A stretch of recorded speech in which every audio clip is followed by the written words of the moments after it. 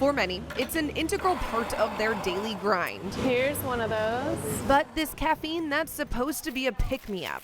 Here you go. In the last year, has a price that's also picking up, felt by every customer. All right, $12.19. The price of coffee has gone up more than 100% in the last year, says Lighthouse Roasters CEO Craig Nobley. It goes through many people's hands in the production of coffee. So when you receive that cup of coffee from your local cafe, it's come from halfway around the world, up a mountain sitting at 9,000 feet, and was hand-picked by somebody climbing up and down that mountain. 73% of the world's coffee is grown in just 5 countries: Brazil, Vietnam, Colombia, Indonesia, and Ethiopia. More than a third is produced in Brazil alone, a country rocked by climate extremes in the last few years. Flooding in 2024 to scorching heat this year.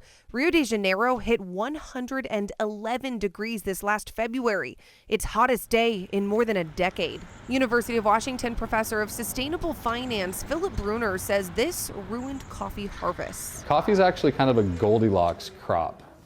It's really sensitive. It can't be too cold or too hot.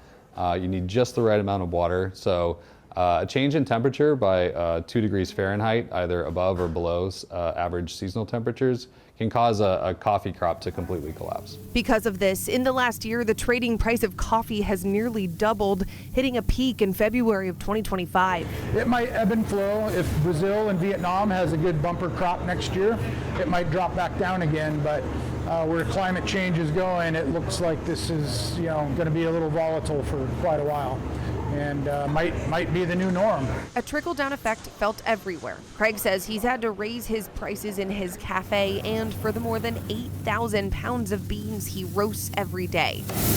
And he knows they're not alone. So his ask for customers: Okay. know these higher prices are simply out of their control. If you can afford that cup of coffee, it sure helps out the local little coffee shop, cafe, roaster.